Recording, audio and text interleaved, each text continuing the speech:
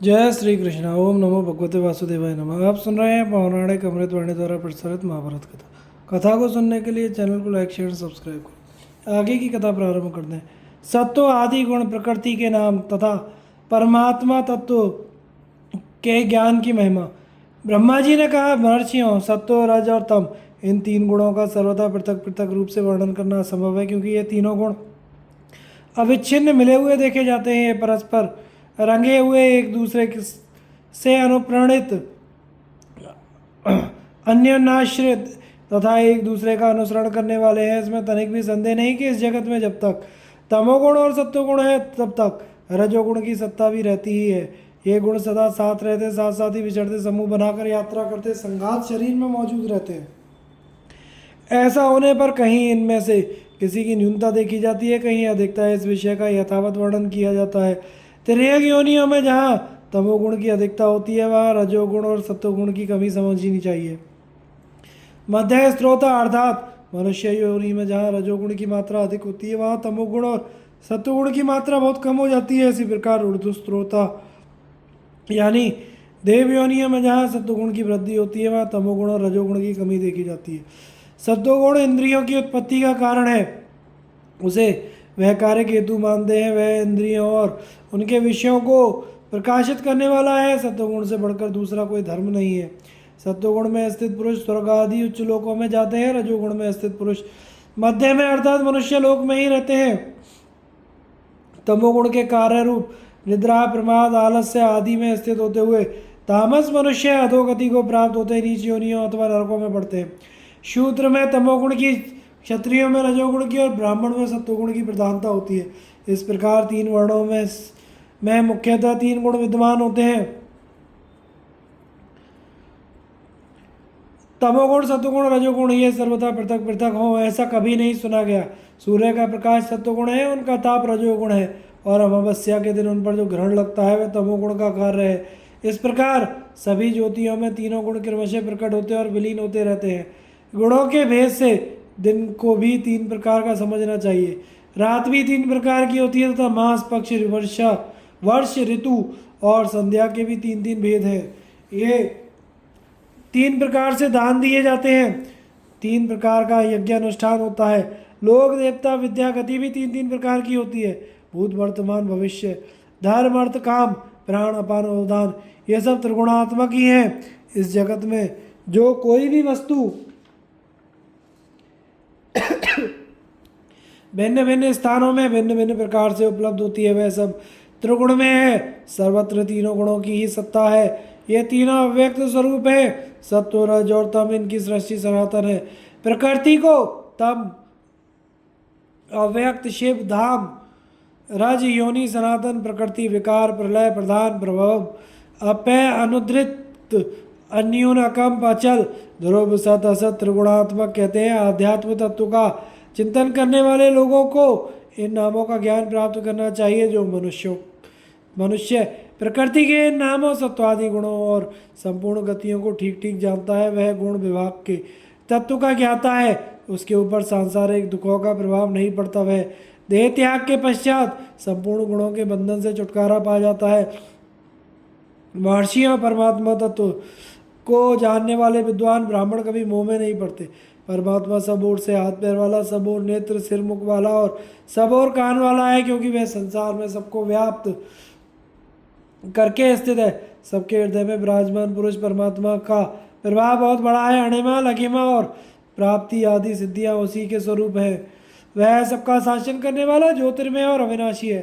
संसार में जो मनुष्य बुद्धिमान, सद्भाव परायण, ध्यानी, योगी, सत्य प्रतिज्ञा, जितेंद्रिय, ज्ञानवान, लोभहीन, क्रोध को जीतने वाला, प्रसन्न चित्त, धीर और ममता और अहंकार से रहते हैं, वे सब मुक्त होकर परमात्मा को प्राप्त होते हैं। जो महान आत्मा की महिमा को जानता है, उसे पुण्यदायक उत्तम गति मिलती है। जब पंच महाभूतों के विनाश के समय प्रलय काल उपस्थित होता है, उस समय समस्त प्राणियों को महान भय का सामना करना पड़ता है, किंतु आत्मज्ञानी धीर पुरुष उस समय भी मोहित नहीं होता। जो इस प्रकार बुद्धि रूपी गुहा में स्थित विश्व रूप प्राण पुरुष हिरण्यमय देव और ज्ञानियों की परम गति रूप परम प्रभु को जानता है, वह बुद्धिमान बुद्धि की सीमा के पार पहुंच जाता है। अहंकार से पंच महाभूतों और इंद्रियों की सृष्टि, अध्यात्म, अधिभूत और अधिदैवत का वर्णन तथा निवृत्ति मार्ग का उपदेश। ब्रह्मा जी ने कहा, महर्षिगण, अहंकार से पृथ्वी, वायु, आकाश, जल और तेज ये पंच महाभूत उत्पन्न हुए हैं। इन्हीं पंच महाभूतों में अर्थात इनके शब्द, स्पर्श, रूप, रस और गंध नामक विषयों में समस्त प्राणी मोहित रहते हैं। महाभूतों का नाश होने के समय जब प्रलय का अवसर आता है, उस समय समस्त प्राणियों को महान भय का सामना करना पड़ता है। जो भूत जिससे उत्पन्न होता है उसका उसी में लय हो जाता है। ये भूत अनुलोम क्रम से एक के बाद एक प्रकट होते हैं और विलोम क्रम से इनका अपने अपने कारण में लय होता है। इस प्रकार संपूर्ण चराचर भूतों का लय हो जाने पर भी स्मरण शक्ति से संपन्न धीर हृदय योगी पुरुष लीन नहीं होते। शब्द, स्पर्श, रूप, रस और गंध तथा इनको ग्रहण करने की क्रियाएं ये कारण रूप से अर्थात सूक्ष्म मन स्वरूप होने के कारण नित्य हैं। अतः इनका भी प्रलय काल में लय नहीं होता। स्थूल पदार्थ अनित्य हैं, उनको मोह के नाम से पुकारा जाता है। शरीर के बाह्य अंग, मांस, संगात आदि स्थूल एवं अनित्य हैं, इसलिए ये दीन और कृपण माने गए हैं। प्राण, अपान, उदान, समान, व्यान ये पांचों वायु नियत रूप से शरीर के भीतर निवास करते हैं। अतः ये सूक्ष्म है। मन, वाणी, बुद्धि के साथ गिनने से इनकी संख्या 8 होती है। ये 8 इस जगत के उपादान कारण है। जिसकी त्वचा, नासिका, कान, आँख, रसना, वाक ये इंद्रियां वश में हो, मन शुद्ध हो, बुद्धि एक निश्चय पर स्थिर रहने वाली हो, जिसके मन को उपयुक्त इंद्रिया रूप आदि 8 अग्नियां संतप्त ना करती हों, वह पुरुष कल्याण में ब्रह्म को प्राप्त होता है। उससे बढ़कर दूसरा कोई नहीं होता। तो इस बार अहंकार से उत्पन्न हुई जो 11 इंद्रियां बतलाई जाती हैं उनको अब विशेष रूप से वर्णन करूंगा, सुनो। कान, त्वचा, आँख, रसना, नाक, हाथ, पैर, गुदा, उपस्थ, वाक ये 10 इंद्रियां हैं। मन 11वीं इंद्रिय है। मनुष्य को पहले इन इंद्रियों पर विजय प्राप्त करनी चाहिए, तत्पश्चात उसे ब्रह्म का साक्षात्कार होता है। इन इंद्रियों में 5 ज्ञानेंद्रियां हैं, 5 कर्मेंद्रियां। कान आदि 5 इंद्रियों को ज्ञानेंद्रियां कहते हैं, शेष 5 इंद्रियां कर्मेंद्रियां कहलाती हैं। मन का संबंध ज्ञानेंद्रिय और कर्मेंद्रियों दोनों से है और बुद्धि 12वीं इंद्रिय है। इस प्रकार क्रमशः 11 इंद्रियों का वर्णन किया गया है। इनके तत्व को अच्छी तरह जानने वाले विद्वान अपने को कृतार्थ मानते हैं। अब समस्त ज्ञानेंद्रियों के भूत, अधिभूत आदि विविध विषयों का वर्णन किया जाता है। आकाश पहला भूत है, कान उसका आध्यात्म इंद्रिय, उसका अधिभूत विषय और दिशाएं उसकी अधिदेवत अधिष्ठात्र देवता है। वायु दूसरा भूत है, त्वचा उसका आध्यात्म, स्पर्श उसका अधिभूत, विद्युत उसका अधिदेवत है। तीसरे भूत का नाम है तेज, नेत्र उसका आध्यात्म, रूप उसका अधिभूत और सूर्य उसका अधिदेवत है। जल को चौथा भूत समझना चाहिए, रसना उसका आध्यात्म, रस उसका अधिभूत और चंद्रमा उसका अधिदेवत है। पृथ्वी 5वां भूत है, नासिका उसका आध्यात्म, गंध उसका अधिभूत और वायु उसका अधिदेवत है। इन 5 भूतों में जो अध्यात्म, अधिभूत, अधिदेव है उनका वर्णन किया गया है। अब कर्मेंद्रियों से संबंध रखने वाले विविध विषयों का निरूपण किया जाता है। तत्वदर्शी ब्राह्मण दोनों पैरों को आध्यात्म कहते हैं और गंतव्य स्थान को उनके अधिभूत तथा विष्णु को उनके अधिदेवत बतलाते हैं। गुदा अध्यात्म है, मल त्याग उसका अधिभूत तथा मित्र उसके अधिदेवता है। संपूर्ण प्राणियों को उत्पन्न करने वाला उपस्थ अध्यात्म है और वीर्य उसका अधिभूत तथा प्रजापति उसके अधिष्ठाता देवता है। दोनों हाथ अध्यात्म बतलाए गए हैं, कर्म उनके अधिभूत और इंद्र उनके अधिदेवता है। वाणी अध्यात्म है और वक्तव्य उसका अधिभूत तथा अग्नि उसका अधिदेवत है। पंचभूतों का संचालन करने वाले मन आध्यात्म कहा गया है। संकल्प उसका अधिभूत है, चंद्रमा उसका अधिष्ठाता देवता माना गया है। संपूर्ण संसार को जन्म देने वाला अहंकार अध्यात्म है और अभिमान उसका अधिभूत देवता तथा रुद्र उसके अधिष्ठाता देवता है। विचार करने वाली बुद्धि अध्यात्म मानी गई है।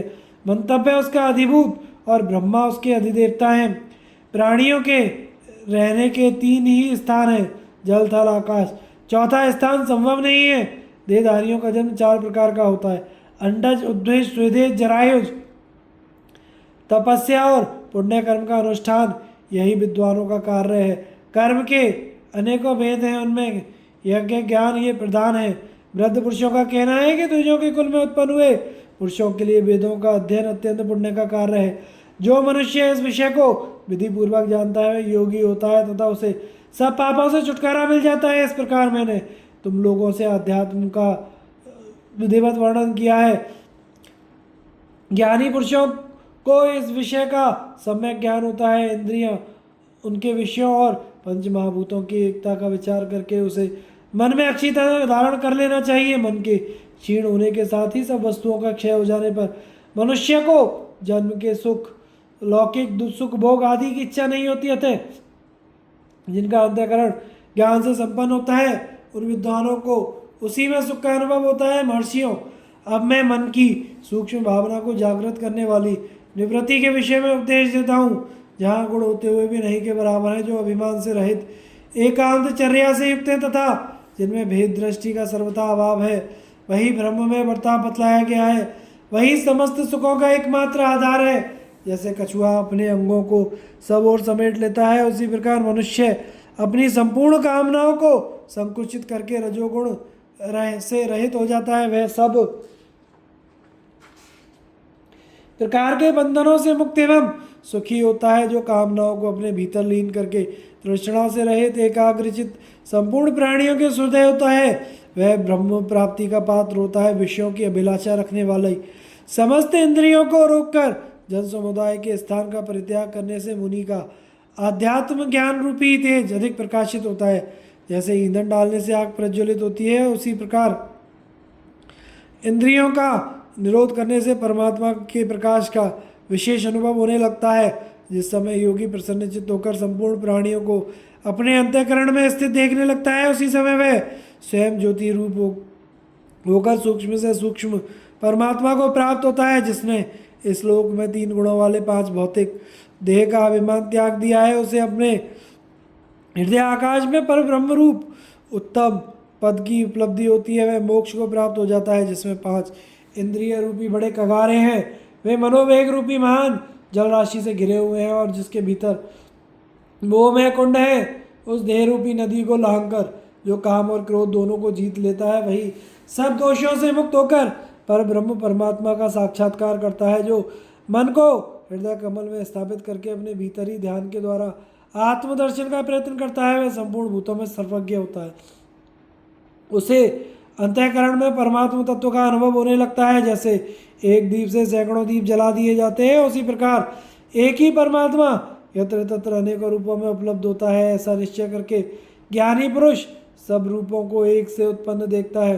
वास्तव में वही विष्णु, मित्र, वरुण, अग्नि, प्रजापति, धाता, विधाता, प्रभु, सर्वव्यापी संपूर्ण प्राणियों का हृदय तथा महान आत्मा है। ब्राह्मण समुदाय, देवता, असुर, यक्ष, पिशाच, पितर, पक्षी, राक्षस, भूत और संपूर्ण महर्षि भी सदा उस महात्मा की स्तुति करते हैं।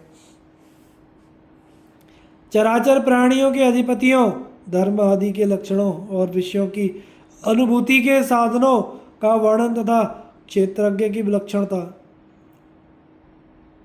ब्रह्मा जी कहते हैं, महर्षियों, बरगद, जामुन, पीपल, सेमल, शीशम, मेषरंग, मेढ़ा, सिंगी और पोले बांस ये इस लोक में वृक्षों के राजा हैं। हिमवान, परियात्रा, सह, बिंदे, त्रिकूट, श्वेत, नील, भास, कोष्ठवान, गुरु, स्कंद, महेंद्र, माल्यवान ये पर्वतों के अधिपति हैं।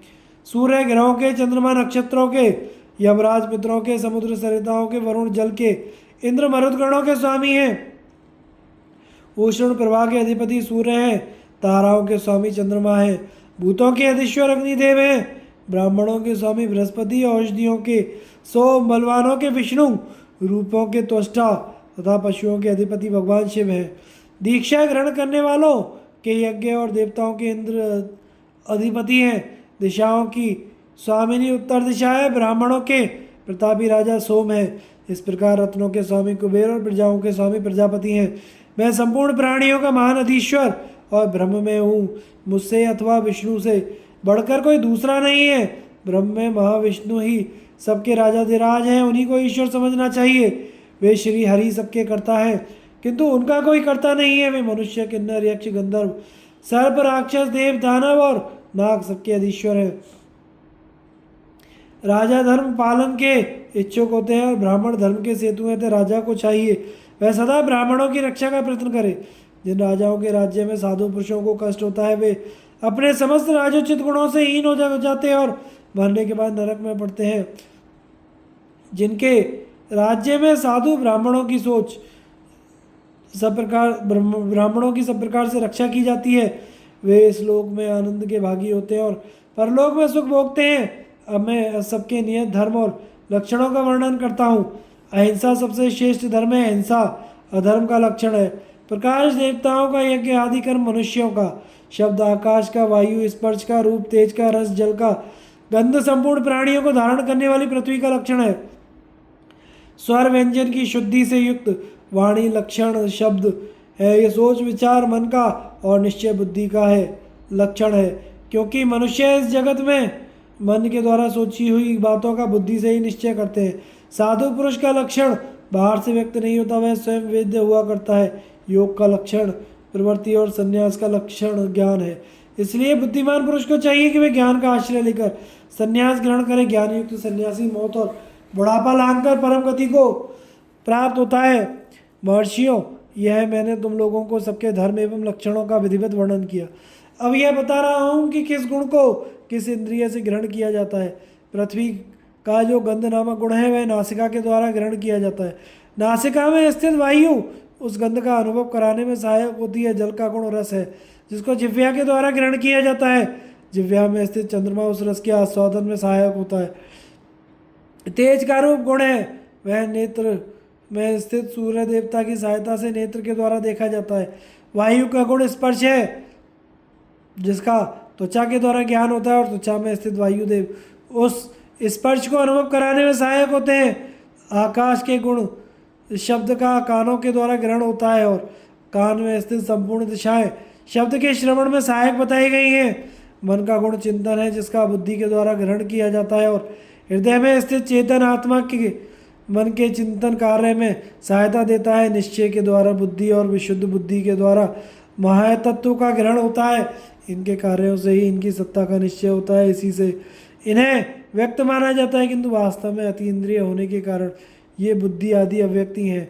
इसमें तनिक भी संदेह नहीं कि क्षेत्रज्ञ आत्मा का कोई ज्ञापक लिंग नहीं है, क्योंकि वह स्वयं प्रकाश और निर्गुण रहता है। अतः क्षेत्रज्ञ अलिंग किसी विशेष लक्षण से रहते हैं। केवल ज्ञान ही उसका लक्षण स्वरूप माना गया है। गुणों की उत्पत्ति और लय के कारण भूत अव्यक्त प्रकृति को क्षेत्र कहते हैं। आत्मा उसे जानता है, इसलिए वह क्षेत्रज्ञ कहलाता है। क्षेत्रज्ञ आदि मध्य और अंत से युक्त समस्त चेतन गुणों को जानता है, किंतु वह उसे नहीं जान पाते। क्षेत्रज्ञ को कोई नहीं जानता, किंतु वह सबको जानता है। इंद्रियों के भोग में आने वाले गुण उनसे परे विराजमान परब्रह्म परमात्मा को क्षेत्रज्ञ के सिवा कोई नहीं जानता था। इस श्लोक में जिनके दोषों का क्षय हो गया है वे गुणातीत पुरुष शत्रु बुद्धि और गुणों का परित्याग करके क्षेत्रज्ञ की शुद्ध स्वरूप परमात्मा में प्रवेश कर जाता है। क्षेत्रज्ञ सुख दुख आदि द्वंद्वों से रहित अचल और अनिकेत है, वही सर्वव्यापक परमात्मा है। सब पदार्थों के आदि अंत, ज्ञान की नित्यता, देह रूपी काल चक्र तथा गृहस्थ धर्म का वर्णन। ब्रह्मा जी ने कहा, महर्षि गण, अब मैं पदार्थों के आदि मध्य और अंत का यथार्थ वर्णन करता हूं। पहले दिन है, फिर रात्रि, अतः दिन रात्रि का आदि है। इसी प्रकार शुक्ल पक्ष महीने का, श्रवण नक्षत्रों का और शिशिर ऋतुओं का आदि है। गंधों का आदि कारण भूमि, रसों का जल, रूपों का ज्योतिर्मय आदित्य, स्पर्शों का वायु और शब्द आदि का कारण आकाश है। ये गंध आदि पंचभूतों से उत्पन्न गुण हैं। अब मैं भूतों के आदि का वर्णन करता हूँ। सूर्य समस्त ग्रहों का और जठरानल संपूर्ण प्राणियों का आदि बतलाया गया है। सावित्री सब विद्याओं की तथा प्रजापति सब देवताओं के आदि हैं। ओंकार संपूर्ण वेदों और प्राण वाणी का आदि है। इस प्रकार संसार में जो नियत उच्चारण है वह सब गायत्री कहलाता है। छंदों आदि गायत्री और प्रजा आदि सृष्टि का प्रारंभ काल है। गौए चौपायों की, ब्राह्मण मनुष्यों के, बाज चिड़ियों के, उत्तम आहुति यज्ञों की, सांप रेंगकर चलने वाले जीवों का और सतयुग संपूर्ण युगों का आदि है।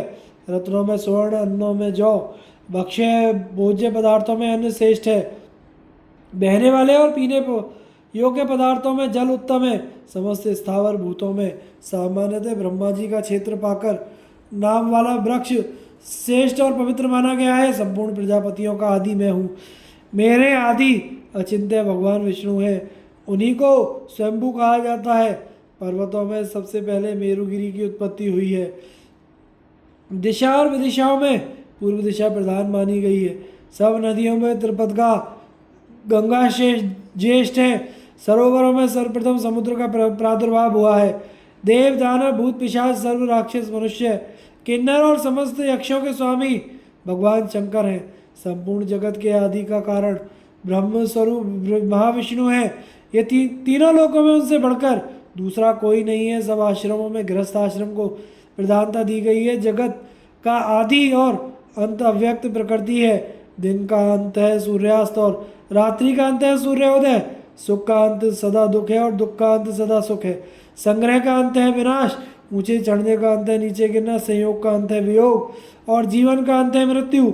जिन जिन वस्तुओं का निर्माण हुआ है उनका नाश अवश्य भावी है।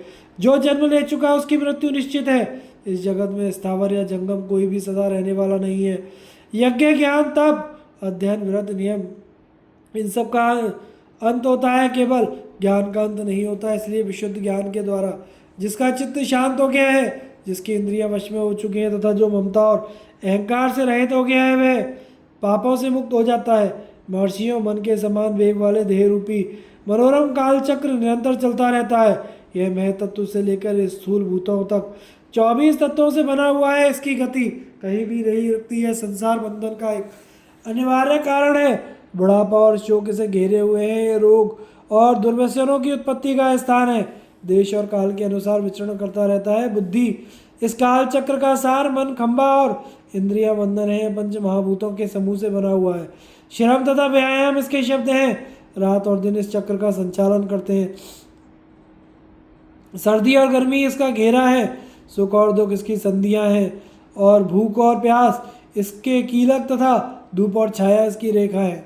आंखें खोलने और मीचने से इसकी व्याकुलता प्रकट होती है। घोर मोह रूपी जल शोकाश्रु से यह व्याप्त रहता है। यह सदा ही गतिशील अचेतन है। मास और पक्ष आदि के द्वारा इसकी आयु की गणना की जाती है। कभी भी एक सी अवस्था में नहीं रहता। ऊपर नीचे मध्यवर्ती लोकों में सदा चक्कर लगाता रहता है। तमोगुण के वश में होने पर इसकी पाप अंक में वृद्धि होती है। रजोगुण का वेग इसे भिन्न भिन्न कर्मों में लगाया करता है। महान दर्प से उद्दीत रहता है। तीनों गुणों के अनुसार इसकी प्रवृत्ति देखी जाती है। मानसिक चिंता ही इस चक्र की बंधन पट्टिका है। यह सदा शोक और मृत्यु के वशीभूत रहने वाला तथा क्रिया और कारण से युक्त है। आसक्ति ही उसका दीर्घ विस्तार लंबाई चौड़ाई है। लोभ और तृष्णा ही इस चक्र को ऊंचे नीचे स्थानों में गिराने हेतु है। अद्भुत ज्ञान अज्ञान माया इसकी उत्पत्ति का कारण है। भय और मोह इसे सब ओर से घेरे हुए हैं। प्राणियों को मोह में डालने वाला, आनंद और प्रीति के लिए विचरने वाला तथा काम और क्रोध का संग्रह करने वाला है। यह राग द्वेष आदि द्वंद्वों से युक्त जड़ रूपी देह काल चक्र ही देवताओं सहित संपूर्ण जगत की सृष्टि और संहार का कारण है। तत्व ज्ञान की प्राप्ति का भी यही साधन है जो मनुष्य इस देह में काल चक्र की प्रवृत्ति और निवृत्ति को अच्छी तरह जानता है। वह कभी मोह में नहीं पड़ता तथा संपूर्ण वासनाओं और सब प्रकार के द्वंद्वों और समस्त पापों से मुक्त होकर परम गति को प्राप्त करता है। ब्रह्मचर्य, गारस्थ्य, वानप्रस्थ, संन्यास ये 4 आश्रम शास्त्रों में बताए गए हैं। गृहस्थ आश्रम ही इन सबका मूल है। इस संसार में जो कोई भी विधि निषेध रूप शास्त्र है उसमें पारंगत विद्वान होना गृहस्थ द्विजों के लिए उत्तम बात है। इसी से सनातन यश की प्राप्ति होती है। सबसे पहले संस्कारों से संपन्न होकर वेदोक्त विधि से अध्ययन करते हुए ब्रह्मचर्य का पालन करना चाहिए। तत्पश्चात समावर्तन संस्कार करके उत्तम गुणों से युक्त कुल में विवाह करना चाहिए। अपनी स्त्री पर प्रेम रखना, सदा पुरुषों के आचरण का पालन करना, जितेंद्रिय होना गृहस्थ के लिए परम आवश्यक है। उसे श्रद्धापूर्वक पंच महायज्ञों के द्वारा देवता आदि का यजन करना चाहिए। गृहस्थ को उचित है कि वह देवता और अतिथि को भोजन कराने के बाद बचे हुए अन्न का स्वयं आहार करे। वेदोक्त कर्मों के अनुष्ठान में संलग्न रहे, अपनी शक्ति के अनुसार प्रसन्नतापूर्वक यज्ञ करे और दान दे। हाथ, पैर, नेत्र, वाणी तथा शरीर के द्वारा होने वाली चपलता का परित्याग करे, अर्थात इनके द्वारा कोई अनुचित कार्य ना होने दे। यही सत्पुरुषों के बर्ताव शिष्टाचार है। सदा यज्ञोपवीत धारण किए रहे, स्वच्छ वस्त्र पहने, उत्तम व्रत का पालन करे, शौच, संतोष आदि नियमों, सत्य, अहिंसा आदि नियमों का पालन पूर्वक यथाशक्ति दान करता रहे तथा शिष्ट पुरुषों के साथ निवास करे। शिष्टाचार का पालन करते हुए जिव्या और उपस्थ को काबू में रखे, सबके साथ मित्रता का बर्ताव करे, वांस की छड़ी और जल से भरा हुआ कमंडलू सदा साथ रखे। ब्राह्मण को अध्ययन, अध्यापन, यजन, याजन, दान तथा प्रतिग्रह इन 6 वृत्तियों का आश्रय लेना चाहिए। इनमें से 3 कर्म, याजन यज्ञ कराना, अध्यापन पढ़ाना और श्रेष्ठ पुरुषों से दान लेना, ये ब्राह्मण की जीविका के साधन है। शेष 3 कर्म, दान, अध्ययन तथा यज्ञानुष्ठान, ये धर्मोपार्जन के लिए हैं। धर्मज्ञ ब्राह्मण को इनके पालन में कभी प्रमाद नहीं करना चाहिए। इंद्रिय संयमी, मित्र भाव से युक्त, क्षमावान तथा सब प्राणियों के प्रति समान भाव रखने वाला, मननशील, उत्तम व्रत का पालन करने वाला, पवित्रता से रहने वाला गृहस्थ ब्राह्मण सदा सावधान रहकर अपनी शक्ति के अनुसार यदि उपयुक्त नियमों का पालन करता है तो वह स्वर्ग को भी जीत लेता है। ब्रह्मचारी, वानप्रस्थी और सन्यासी के धर्म का वर्णन। ब्रह्मा जी ने कहा, महर्षियों, ब्रह्मचर्य व्रत का पालन करने वाले पुरुष को चाहिए कि वह अपने धर्म में तत्पर रहे, विद्वान बने, संपूर्ण इंद्रियों को अपने अधीन रखे, मुनि व्रत का पालन करके गुरु का प्रेय और हित करने में लगा रहे, सत्य बोले तथा धर्मपरायण एवं पवित्र रहे, गुरु की आज्ञा लेकर भोजन करे, भोजन के समय अन्न की निंदा न करे, भिक्षा के अन्न को अवश्य मानकर ग्रहण करे, एक स्थान पर रहे, एक आसन से बैठे और नियत समय में भ्रमण करे, पवित्र और एकाग्रचित होकर दोनों समय अग्नि का हवन करे, सदा बेल और पलाश का दंड लिए रहे, रेशमी और सूती वस्त्र या मृग चर्म धारण करे अथवा ब्राह्मण के लिए सारा वस्त्र गेरुए रंग का होना चाहिए। ब्रह्मचारी मूछ की मेखला पहने, जटा धारण किए, प्रतिदिन स्नान करे, यज्ञोपवीत पहने, वेद के अध्याय स्वाध्याय में लगा रहे तथा लोभहीन होकर नियम पूर्वक व्रत का पालन करे। जो ब्रह्मचारी सदा नियम परायण होकर श्रद्धा के साथ शुद्ध जल से देवताओं का तर्पण करता है, उसकी सर्वत्र प्रशंसा होती है। इसी प्रकार आगे बतलाए जाने वाले उत्तम गुणों से युक्त जितेंद्रिय वानप्रस्थी पुरुष भी उत्तम लोकों पर विजय पाता है। वह उत्तम स्थान को पाकर फिर इस संसार में जन्म धारण नहीं करता। वानप्रस्थी मुनि को घर की ममता त्याग कर गाँव से बाहर निकलकर वन में निवास करना चाहिए। वह मृग चर्म अथवा बलकल वस्त्र पहने, प्रातः और सायंकाल के समय स्नान करे, सदा वन में ही रहे, गाँव में कभी प्रवेश ना करे, अतिथि को आश्रय दे, उस समय उनका सत्कार करे, जंगली फल, मूल, पत्ता अथवा सावा खाकर जीवन निर्वाह करे, वन के सिवा अन्यत्र की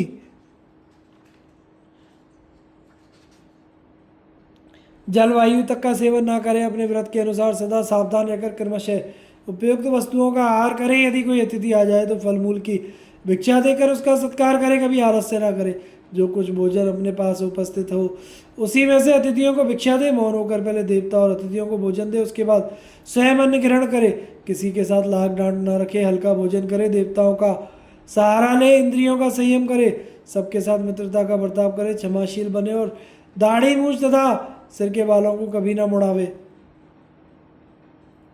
समय पर अग्निहोत्र, वेदों का स्वाध्याय, सत्य, धर्म का पालन करे, इस शरीर को सदा पवित्र रखे, धर्म पालन में कुशलता प्राप्त करे, सदा वन में रहकर चित्र को एकाग्रित किए रहे। इस प्रकार उत्तम धर्मों का पालन करने वाले जितेंद्रिय वानप्रस्थी स्वर्ग पर विजय पाता है। ब्रह्मचारी, गृहस्थ अथवा वानप्रस्थ कोई भी क्यों ना हो, जो मोक्ष पाना चाहता है उसे उत्तम वृत्ति का आश्रय लेना चाहिए। वानप्रस्थ अवधि पूरी करके संपूर्ण भूतों को अभयदान देकर कर्म त्याग रूप संन्यास धर्म का पालन करे, सब प्राणियों के सुख में सुख माने, सबके साथ मित्रता रखे, समस्त इंद्रियों का संयम और मुनि वृत्ति का पालन करे, बिना याचना किए, बिना संकल्प के देवात जो अन्न प्राप्त हो जाए उस भिक्षा से ही जीवन निर्वाह करे। गृहस्थों के यहाँ रसोई घर से जब धुआं निकलना बंद हो जाए, सब लोग खा पी चुके हों बर्तन धो मांज कर रख दिए हों, उस समय मोक्ष धर्म के ज्ञाता सन्यासी को भिक्षा लेने की इच्छा करनी चाहिए। भिक्षा मिल जाने पर हर्ष और ना मिलने पर विषाद ना करे। लोभवश बहुत अधिक भिक्षा का संग्रह ना करे। जितने से प्राण यात्रा का निर्वाह हो उतनी ही भिक्षा लेनी चाहिए। सन्यासी जीवन निर्वाह के लिए ही भिक्षा मांगे। उचित समय तक उसके मिलने की बाट देखे। एकाग्र चित्त को एकाग्र किए रहे। साधारण लाभ की इच्छा ना करे। जहाँ अधिक सम्मान होता हो वहाँ भोजन ना करे। मान प्रतिष्ठा के लाभ से सन्यासी को घृणा करनी चाहिए। वह झूठे, तिक्त, कसैले और कड़वे अन्न का स्वाद ना ले। मधुर रस का भी आस्वादन ना करे। केवल जीवन निर्वाह के उद्देश्य से प्राण धारण मात्र के लिए उपयोगी अन्न का आहार करे। दूसरे प्राणियों की जीविका में बाधा पहुंचाए बिना ही भिक्षा मिल जाती हो तभी उसे स्वीकार करे। भिक्षा मांगते समय दिए जाने वाले अन्न के सिवा दूसरा अन्न लेने की इच्छा कदापि ना करे। उसे अपने धर्म का प्रदर्शन नहीं करना चाहिए। रजोगुण से रहित होकर निर्जन स्थानों में विचरते रहना चाहिए। रात के को सोने के लिए सूने घर, जंगल, वृक्ष की जड़, नदी के किनारे अथवा पर्वत की गुफा का आश्रय लेना चाहिए। गांव में एक रात से अधिक नहीं रहना चाहिए, किंतु वर्षा के 4 महीने किसी भी एक स्थान पर रहकर व्यतीत करने चाहिए। जब तक सूर्य का प्रकाश रहे तभी तक सन्यासी के लिए रास्ता चलना उचित है। वह कीड़े की तरह धीरे धीरे संपूर्ण पृथ्वी पर विचरता रहे और यात्रा के समय जीवों पर दया करके पृथ्वी को अच्छी तरह देखभाल कर आगे पैर रखे। किसी प्रकार का संग्रह ना करे और किसी के स्नेह बंधन में बंधकर कहीं निवास ना करे। मोक्ष धर्म के ज्ञाता सन्यासी को उचित है कि सदा पवित्र जल से काम ले। तुरंत निकाले हुए जल से स्नान करे। बहुत पहले के भरे हुए से नहीं।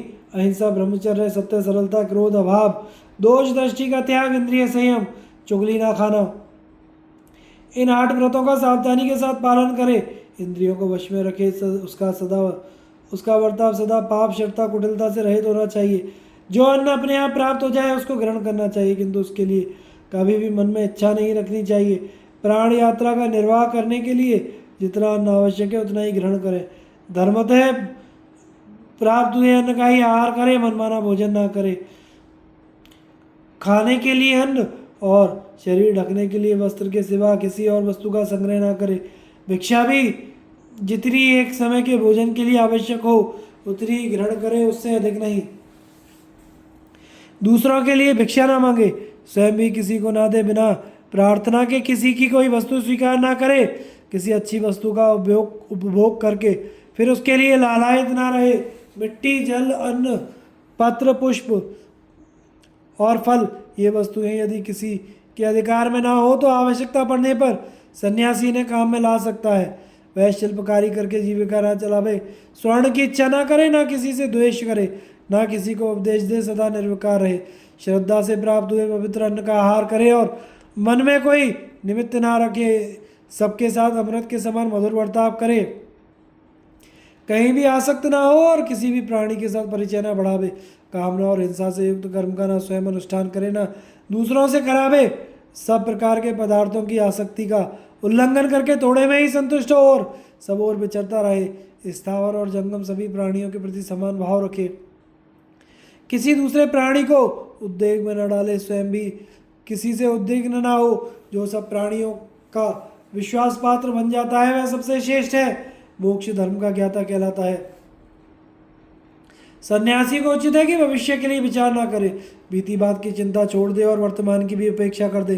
केवल काल की प्रतीक्षा करता हुआ चित्रवृत्तियों को रोकने का प्रयत्न करे। नेत्र से, मन से, वाणी से किसी वस्तु को दूषित ना करे। सबके सामने या दूसरों की आंख बचाकर कोई बुराई ना करे। जैसे कछुआ अपने अंगों को सब ओर से समेट लेता है, उसी प्रकार इंद्रियों को विषयों की ओर से हटा ले। इंद्रिय, मन और बुद्धि को दुर्बल करके निश्चेष्ट हो जाए। संपूर्ण तत्वों का ज्ञान प्राप्त करे। द्वंद्वों से प्रभावित ना हो। किसी के सामने माथा ना टेके। स्वाहाकार, अग्निहोत्र आदि का परित्याग करे। ममता और अहंकार से रहित हो जाए। योगक्षेम की चिंता ना करे। मन पर विजय प्राप्त करे। जो निष्काम, निर्गुण, शांत, अनासक्त, निराश्रय, आत्मपरायण और तत्व का ज्ञाता होता है वह निस्संदेह मुक्त हो जाता है। जो मनुष्य हाथ, पैर, पीठ, मस्तक और उदर आदि अंगों से रहित, गुण कर्मों से हीन, केवल निर्मल, स्थित, रूप, रस, गंध, स्पर्श और शब्दों से रहित गे अनासक्त मान से हीन निश्चिंत अविनाशी दिव्य और संपूर्ण प्राणियों में स्थित आत्मा को देखता है। उनकी कभी मृत्यु नहीं होती। उस आत्म तत्व तक बुद्धि इंद्रिय देवताओं की पहुंच भी नहीं होती। वेद यज्ञ लोक तप व्रत का भी वहाँ प्रवेश नहीं होता। वहाँ केवल ज्ञानवान महात्मा किसी प्रकार का बाह्य चिन्ह धारण किए बिना ही जा सकता है। इसलिए बाह्य चिन्हों से रहे धर्म को जानकर उसका यथार्थ रूप से पालन करना चाहिए। विद्वान पुरुष को उचित है कि वह विज्ञान के अनुरूप आचरण करे, मूढ़ ना होकर मूढ़ के समान बर्ताव करे, किंतु अपने किसी व्यवहार से धर्म को कलंकित ना करे। जिस काम के करने से समाज के दूसरे लोग अनादर करें वैसा ही काम सदा करता रहे, किंतु सत्पुरुषों के धर्म की निंदा ना करे। जो इस प्रकार का बर्ताव करते हुए धर्म का पालन करता है वह श्रेष्ठ मुनि कहलाता है।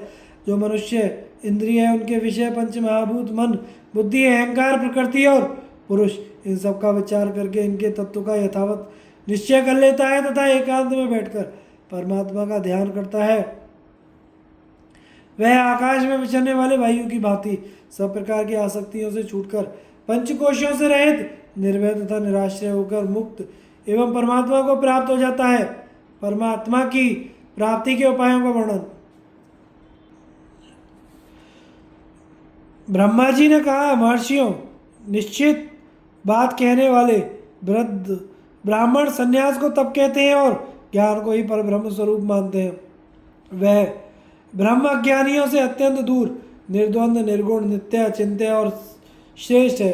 धीर पुरुष ज्ञान तपस्या के द्वारा उसका साक्षात्कार करते हैं।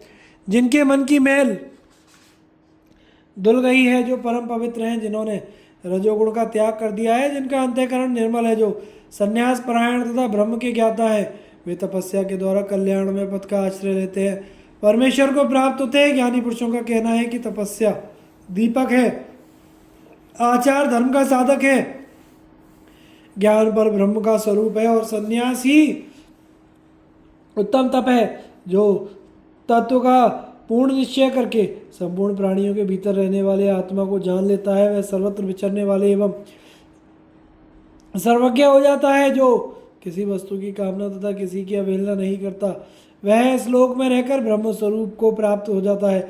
जो सब भूतों में प्रधान प्रकृति को तथा उसके गुण एवं तत्व को भली भांति जानकर ममता और अहंकार से रहित हो जाता है, उसके मुक्त होने में तनिक भी संदेह नहीं है। शुभ और अशुभ समस्त त्रिगुणात्मक कर्मों का तथा सत्य और असत्य का भी त्याग करने से जीव को अवश्य मोक्ष प्राप्त होता है। यह देह एक वृक्ष के समान है।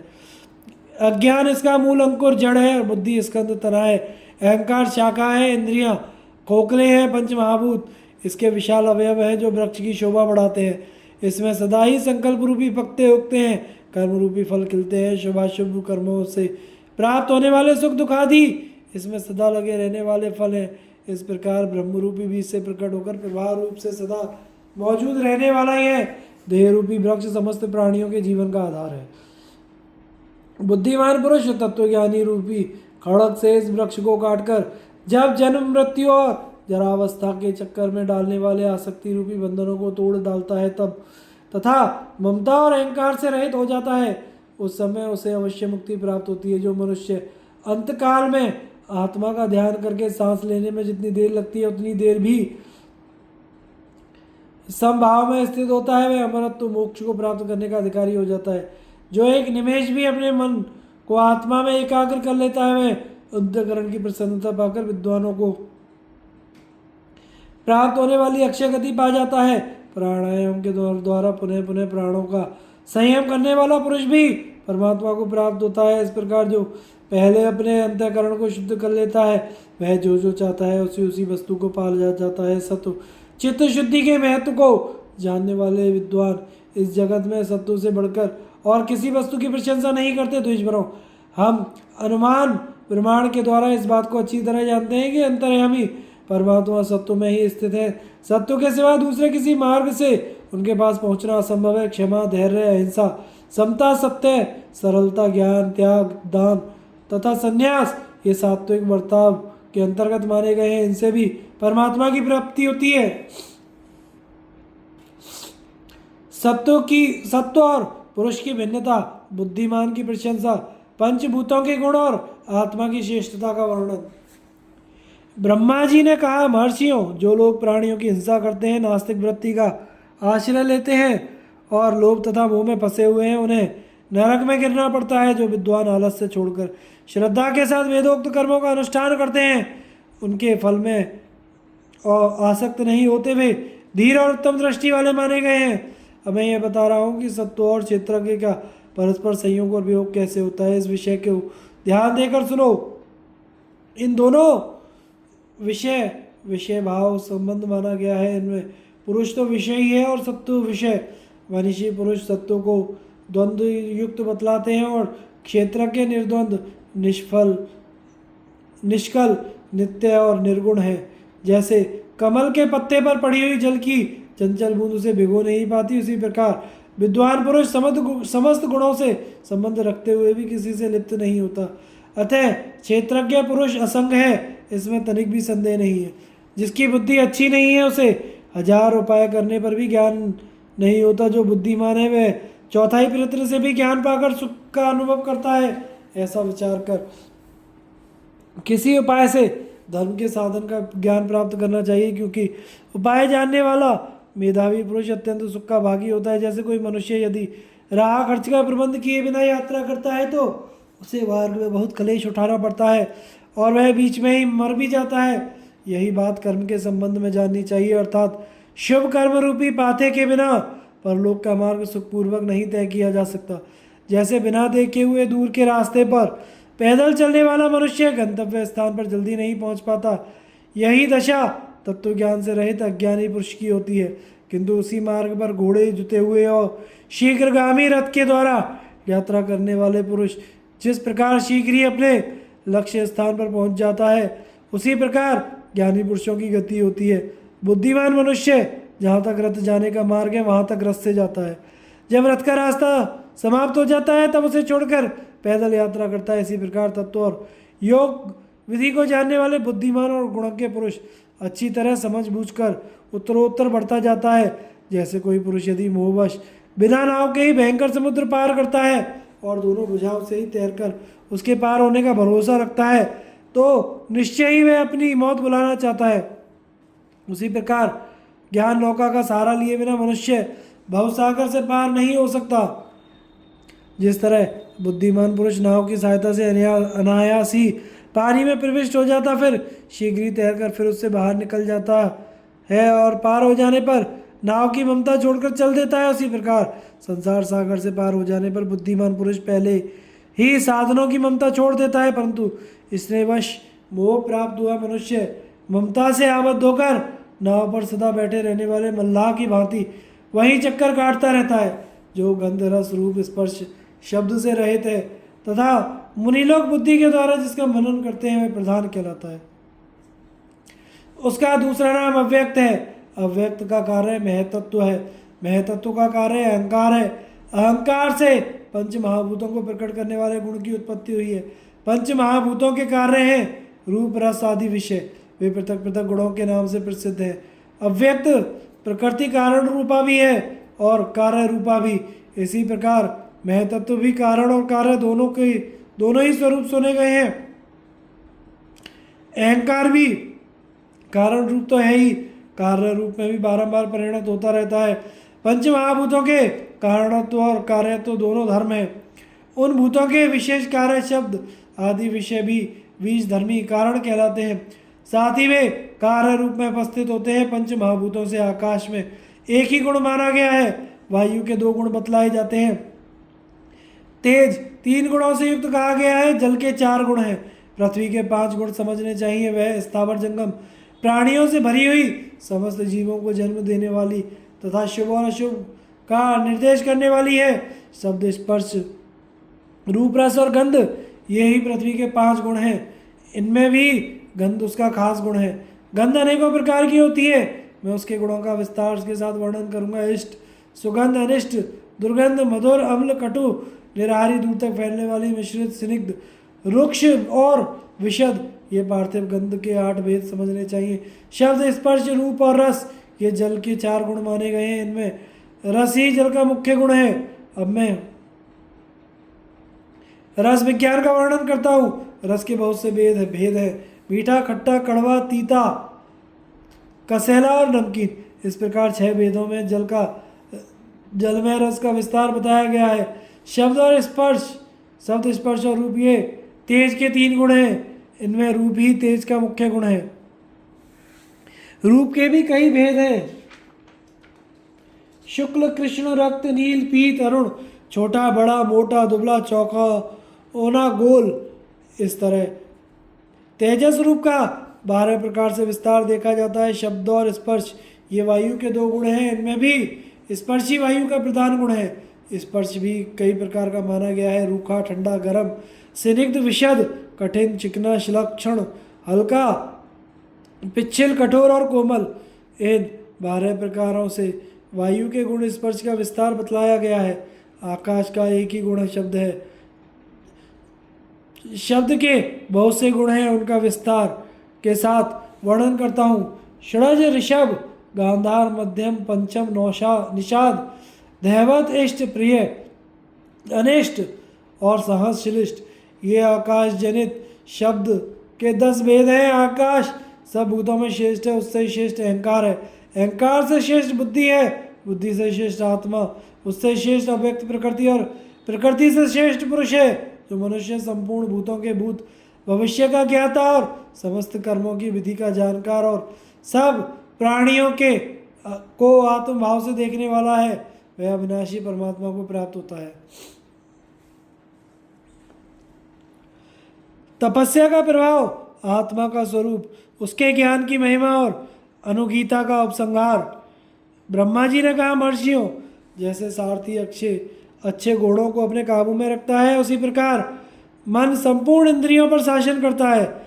इंद्रिय, मन और बुद्धि ये सदा क्षेत्रज्ञ के साथ संयुक्त रहते हैं, जिसमें इंद्रिय रूपी घोड़े जुते हुए हैं, जिसका बुद्धि रूपी सारथी के द्वारा नियंत्रण हो रहा है।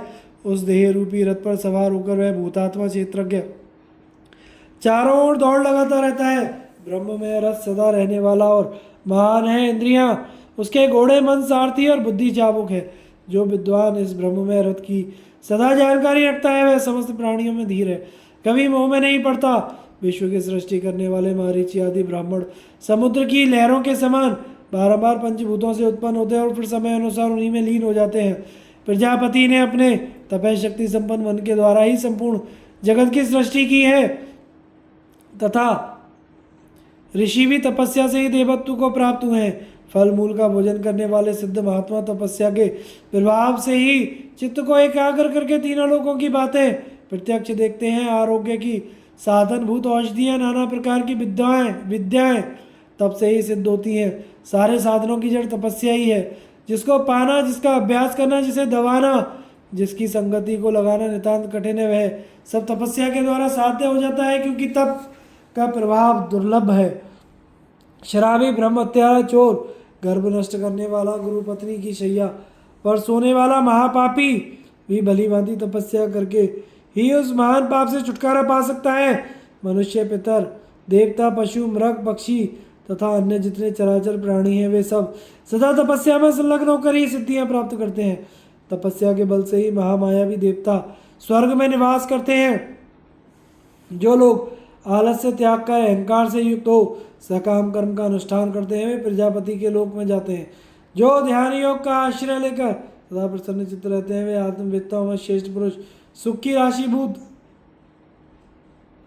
अव्यक्त परमात्मा में प्रवेश करते हैं। किंतु जो ध्यान योग से पीछे लौटकर अर्थात ध्यान में असफल होकर ममता और अहंकार से रहित जीवन व्यतीत करते हैं, वह अव्यक्त प्रकृति में लीन होते हैं। फिर स्वयं भी अव्यक्त संज्ञा को प्राप्त होकर अव्यक्त से ही प्रकट होता है और केवल सत्यों का आश्रय लेकर तमोगुण एवं रजोगुण के बंधन से छुटकारा पा जाता है। जो सब पापों से मुक्त रहकर सबकी सृष्टि करता है, उसे अखंड ब्रह्म एवं क्षेत्रज्ञ समझना चाहिए।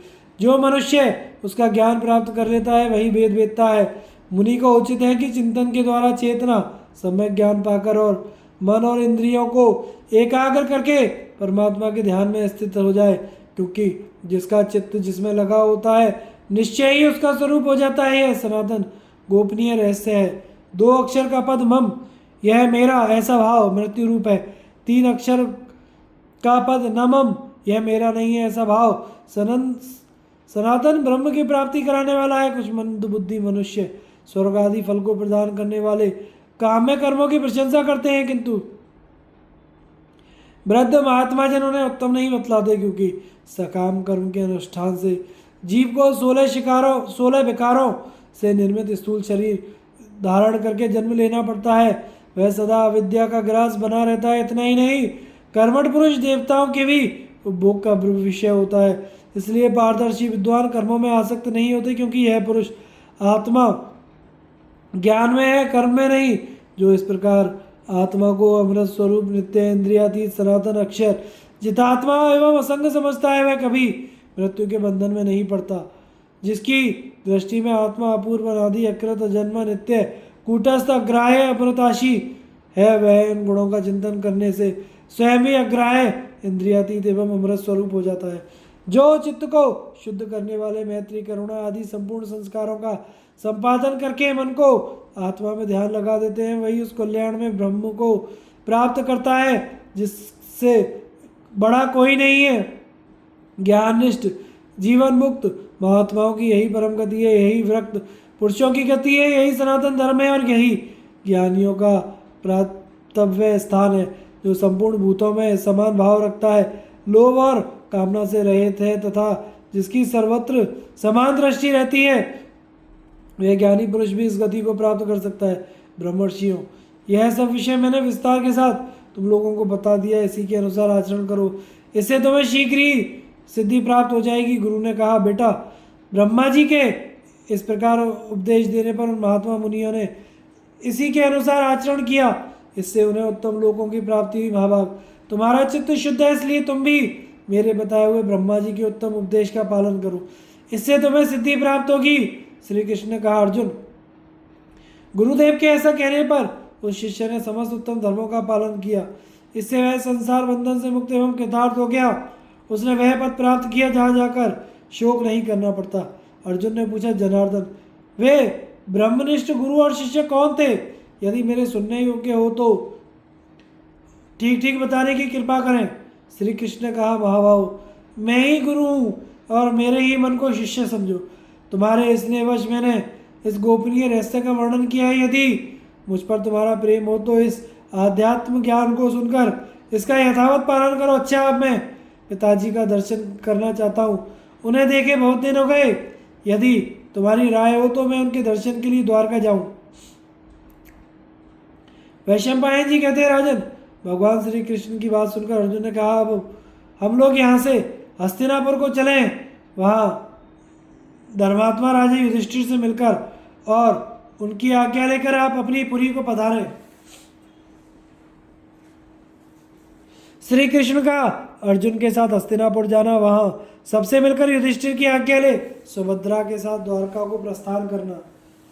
वैशंपायन जी कहते हैं, राजन, तदनंतर भगवान श्री कृष्ण ने दारुक को रथ जोतने की आज्ञा दी। दारुक थोड़ी देर में लौटने की सूचना दी कि रथ जोत कर तैयार है। इस प्रकार अर्जुन ने भी अपने अनुचरों को आदेश दिया कि सब लोग तैयार हो जाओ, हस्तिनापुर की यात्रा करनी है। आज्ञा पाते ही संपूर्ण सैनिक तैयार हो गए और महान तेजस्वी अर्जुन के पास जाकर बोले, यात्रा का सारा प्रबंध हो गया है, अब चलना चाहिए।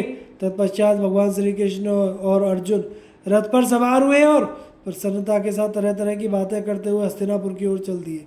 उस समय अर्जुन ने रथ पर बैठे हुए श्री कृष्ण से पुनः इस प्रकार कहना आरंभ किया, मधुसूदन, महाराज युधिष्ठिर ने आप ही की कृपा से विजय पाई, शत्रुओं का वध किया और अकंटक राज्य प्राप्त किया है। हम सभी पांडव आपसे सनात हैं।